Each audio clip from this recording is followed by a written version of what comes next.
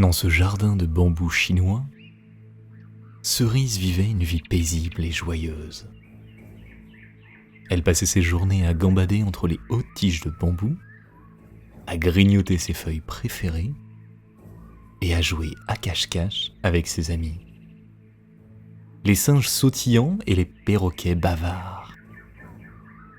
Cerise, avec ses grands yeux étincelants et son sourire contagieux, était l'incarnation de la joie et du bonheur. Elle était la lumière qui brillait dans la jungle, réchauffant le cœur de tous ceux qui la rencontraient. Cerise était une panda pas comme les autres. Elle était curieuse et aventureuse, toujours prête à explorer de nouveaux recoins de la jungle. Mais ce qui la distinguait vraiment, c'était son incroyable capacité à trouver de la joie dans les petites choses. Que ça soit par exemple le chant d'un oiseau, le bruit du vent dans les feuilles de bambou, ou le simple plaisir d'un bon sommeil dans l'ombre fraîche. Chaque moment était une source de joie pour Cerise. Un jour, alors que Cerise se reposait après une journée d'exploration, elle entendit les singes et les perroquets discuter d'une rumeur intrigante. Ils parlaient d'un légendaire trésor du bonheur. Un trésor qui, disait-on, apportait une joie éternelle à celui qui le possédait. Mais le trésor avait été perdu, caché quelque part où personne ne pouvait le trouver. La curiosité de Cerise fut piquée. Elle imaginait à quoi pourrait ressembler ce trésor. Serait-il brillant comme le soleil? Ou alors doux comme une plume? Mais plus que tout, Cerise rêvait de la joie qu'elle pourrait apporter à toute la jungle si elle pouvait trouver ce trésor et le ramener chez elle. Le cœur de Cerise était plein de détermination. Elle décida que c'était sa mission de retrouver le trésor du bonheur. Non pour elle-même, mais pour tous ses amis dans la jungle qui avaient toujours été là pour elle. Alors, avec un éclat d'excitation dans les yeux, Cerise se préparait pour l'aventure de sa vie. Le lendemain matin, Cerise s'est réveillée avec le soleil levant. Elle avait avalé son petit déjeuner de feuilles de bambou et s'est préparée pour le voyage. Elle a noué un bandana coloré autour de sa tête, une touche de gaieté pour accompagner ses aventures. Après avoir pris un dernier regard sur sa maison chérie, elle a commencé son voyage vers le vieux chêne. Le vieux chêne était situé de l'autre côté de la jungle. C'était un géant qui régnait sur l'entièreté de la forêt. Son tronc large et ses branches touffues abritaient toutes sortes de créatures. Mais le plus remarquable d'entre elles était Monsieur Vert, le perroquet sage. On disait que Monsieur Vert avait vécu plus d'années que tous les arbres de la jungle et qu'il détenait la sagesse du monde dans son chant coloré. Pour atteindre le vieux chêne, Cerise a dû traverser le sentier des échos, une voie étroite, flanquée d'arbres gigantesques et peuplée de criquets chantants.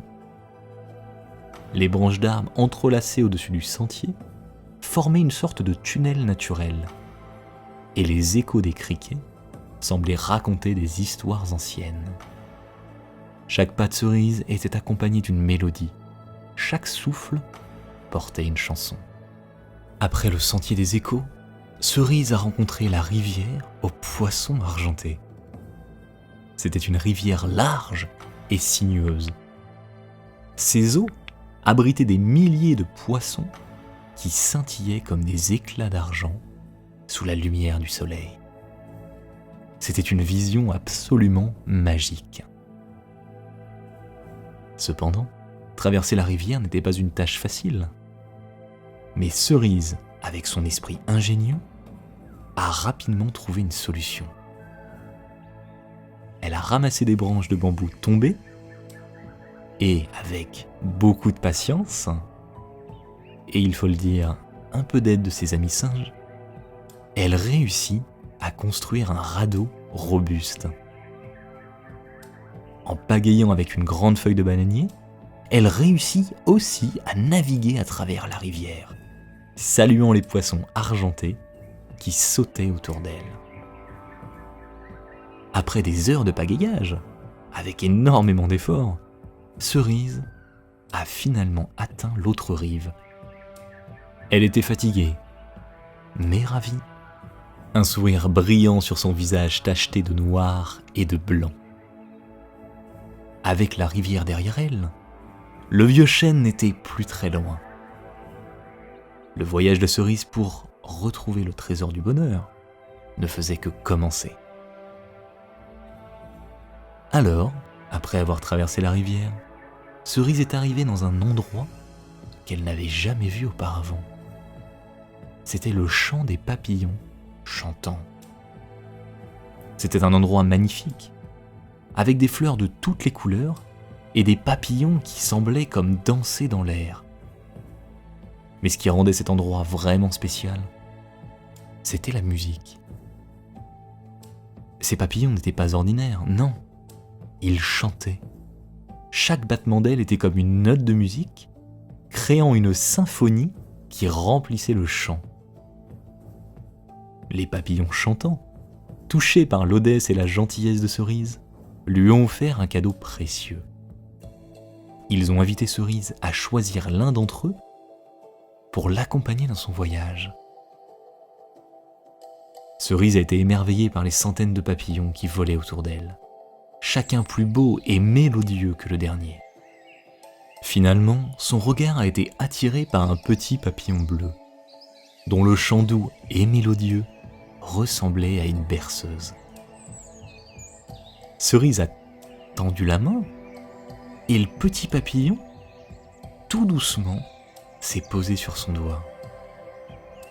Ensemble, ils étaient prêts à continuer leur quête du trésor du bonheur. Le voyage a continué pendant plusieurs jours, à travers des forêts sombres et des prairies ensoleillées, jusqu'à ce qu'ils arrivent enfin à la base de la montagne scintillante. La montagne était,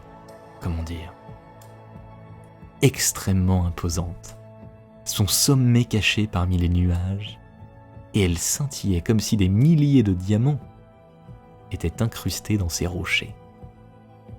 C'était là, au sommet, que le trésor du bonheur était censé être caché. L'ascension a été un véritable défi. Les pentes étaient raides et le chemin extrêmement compliqué. Plusieurs fois, Cerise a trébuché sur des pierres ou a dû reprendre son souffle après une montée particulièrement difficile. Mais à chaque fois qu'elle se sentait fatiguée ou découragée, elle regardait le petit papillon bleu qui volait à ses côtés. Le chant du papillon était comme une douce mélodie qui lui donnait la force et le courage de continuer son ascension. Cela a duré des jours, chaque pas apportant Cerise un peu plus près du sommet. Malgré la fatigue, Cerise n'a jamais perdu de vue son but. Avec le chant du papillon bleu pour la guider et le souvenir des amis qu'elle avait laissés derrière elle dans la jungle, Cerise a continué à grimper, déterminée à retrouver le trésor pour elle, mais aussi pour tout le monde dans la jungle.